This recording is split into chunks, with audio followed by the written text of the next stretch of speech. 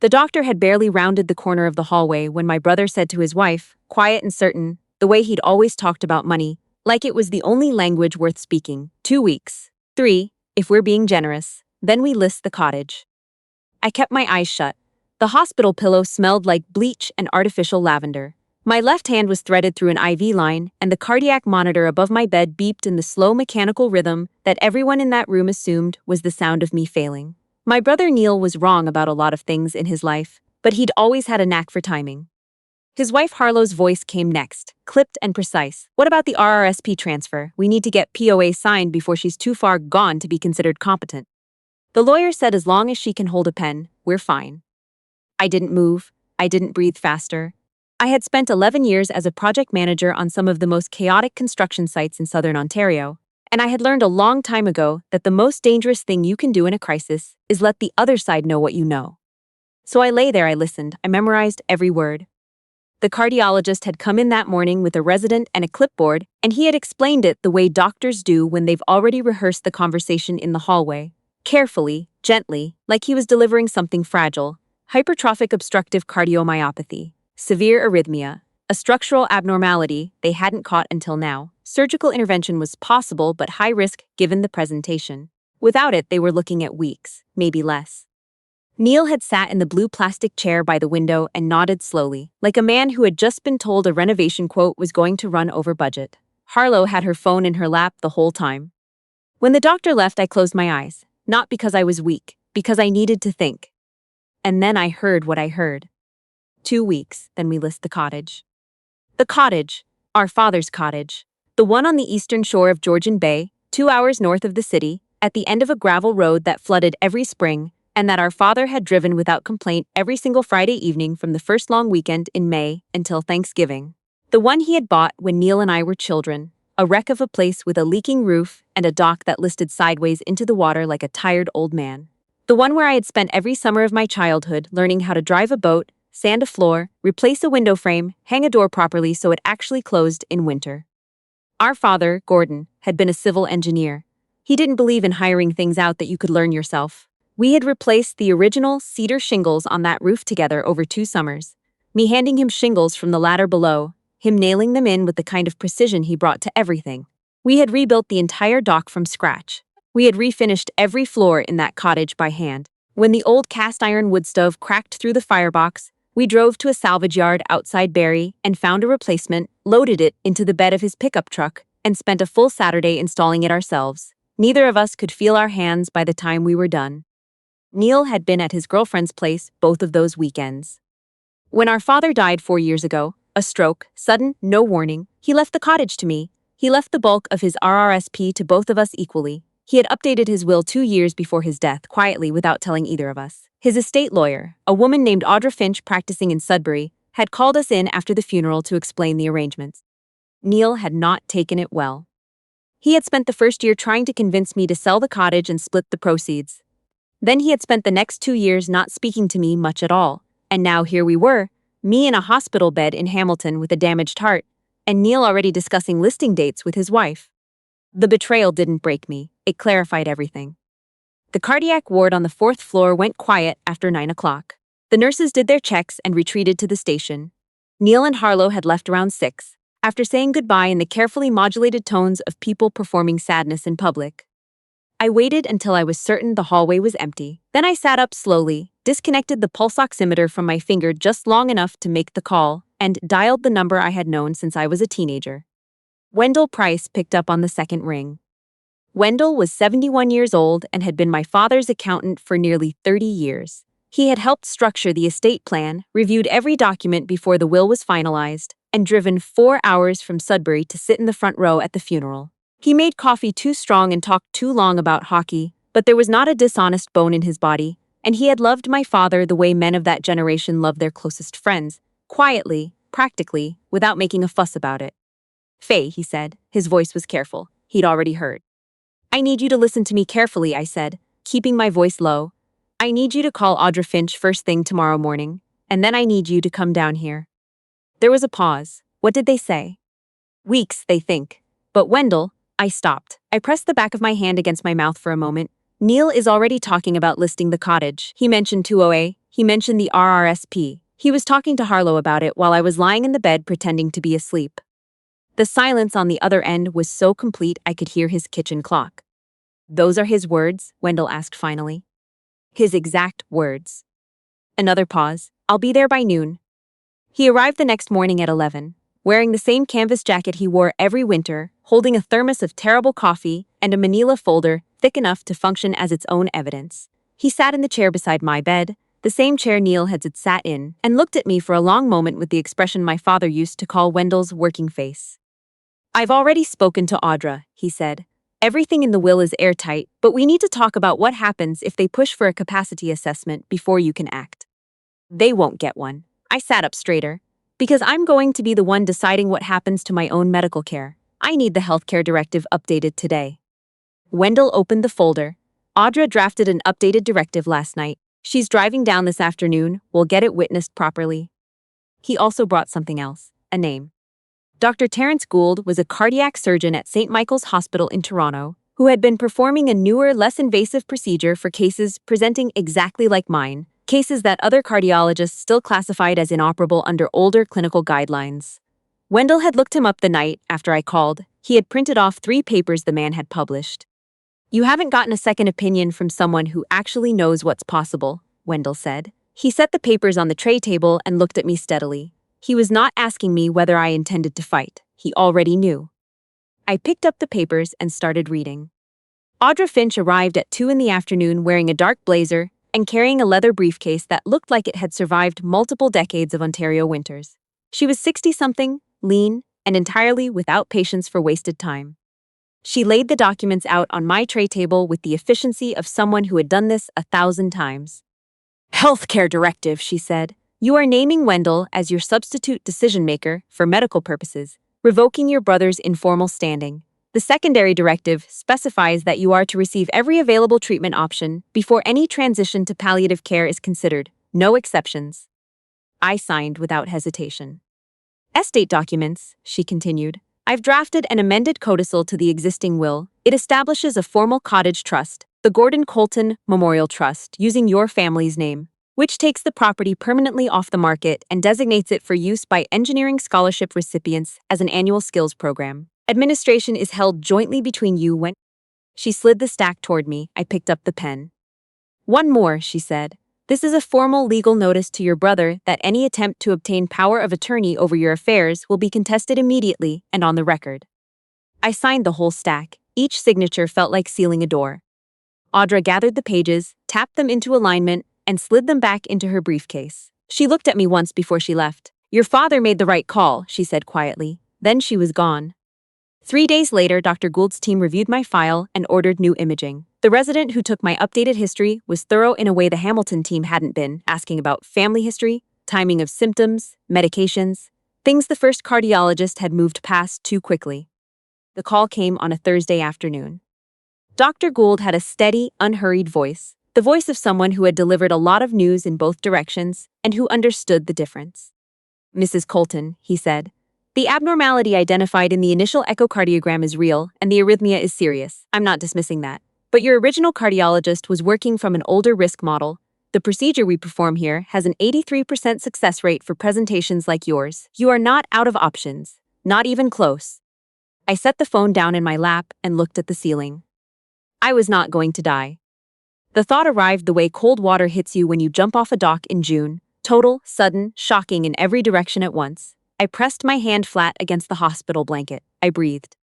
And then, almost as quickly, the relief hardened into something else entirely. Because my brother had been in that room, he had heard the same doctor. He had heard the words weeks and intervention and prognosis, and his very first thought, had been about listing the cottage. I did not cry. I picked up my phone and called Wendell. Tell me what you need, he said. A few more days, I said, and I need you to go along with what comes next. Neil called me every evening. He was solicitous in the way that Harlow had probably coached him to be, asking about my symptoms, mentioning how stressful it all was, dropping careful references to decisions that would need to be made soon for practical reasons. One evening he mentioned, as if in passing, that a real estate agent he and Harlow knew had driven up to Georgian Bay to take a look at the area, just to get a sense of market conditions. I told him I was having a hard day. I let my voice sound small and tired. I recorded every call on my phone, the same way I had started recording the conversations that drifted through the gap under my hospital room door. Harlow had begun calling the nurses directly, asking about my cognitive state, whether I was lucid enough to participate in legal matters. The charge nurse, a no-nonsense woman who had been on that ward for 15 years, told me about the calls with the flat, careful expression of someone who had seen this kind of thing before and had no patience for it. She asked twice whether you'd been given anything that might affect your decision-making, the nurse said. What did you tell her? That your chart is private and she's not listed as next of kin. I thanked her, then I called Wendell and told him it was time.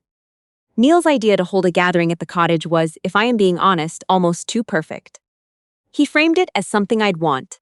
A chance to say goodbye to the place while I still could. He said Harlow thought it would give me closure. He said some of my colleagues would be there, people who cared about me, people who wanted to see me one last time. What he did not say was that the same real estate agent who had done a market assessment of the area would also be attending. Wendell found that out through a contact up the bay. The agent had been asked to bring comparables. I told Neil the gathering sounded lovely. Then I called Dr. Gould's office and scheduled my pre-surgical consultation. Then I called Audra. Then I called Wendell and told him to pick me up at 6 in the morning on Saturday, 2 full hours before anyone else arrived at the cottage. Are you strong enough for this? He asked. I rebuilt that dock, I said. I'm strong enough. We drove north in the dark, the highway above the city still quiet, the sky beginning to lighten faintly over the escarpment. Wendell brought coffee in his thermos and said almost nothing for the first hour, which was exactly right. I watched the Fess landscape change from highway interchanges to farmland to the hard shield terrain I had been driving toward my whole life, the granite outcroppings and birch stands that meant we were getting close. The cottage looked the way it always looked in early autumn, the maples turning at the edges, the dock still in the water, the wood stove chimney rising over the roofline in the gray morning air. Wendell parked in the back, we went inside. I walked through every room slowly, touching the things my father had touched. The door frame he'd rehung, the window he'd replaced, the salvage yard stove we'd hauled from Barry on a cold November Saturday when neither of us could feel our hands by the time we were done. I stood in the middle of the main room for a long time. Then I set my phone to record on the bookshelf angled toward the door. I straightened my jacket, the same dark navy blazer I'd worn to my father's reading of the will 4 years ago, the one he'd always said made me look like I meant business, and I sat down to wait. They arrived in stages. Friends, colleagues, Neil and Harlow's social set, people who spoke in the hushed, careful tones of people who believed they were attending a farewell. Someone had brought flowers and arranged them on the kitchen table. Someone else had brought a casserole, because Canadians always bring a casserole. Neil greeted people at the door with the expression of a man carrying a heavy burden with great dignity. Harlow moved through the room, accepting condolences with one hand and her phone in the other. The real estate agent stood near the window with a folder, speaking quietly to a man I didn't recognize, glancing around the room in the particular way of someone doing a quiet square footage calculation. I was in the back bedroom when the room filled. Wendell sat beside me in one of the old kitchen chairs we'd moved in there. We could hear everything through the thin wall. I heard Neil tell someone, she wanted us all together one more time. That's the kind of person she's always been. I heard Harlow, in the kitchen, her voice dropping but not enough. The property will need some updating, but the Georgian Bay frontage alone is. I stood up, I walked out into the main room. The shift was immediate and total. Someone gasped. A glass was set down too hard on the counter. Neil's face went the color of old concrete. I walked to the center of the room and stood still. I'm glad you're all here, I said.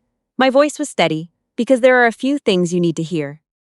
I looked at Neil, he had not moved, his mouth was open slightly. While I was lying in a hospital bed in Hamilton, I said, my brother told his wife that as soon as I was dead, they'd list this cottage. He mentioned the RRSP, he mentioned power of attorney, he discussed it with the patience of someone planning a renovation.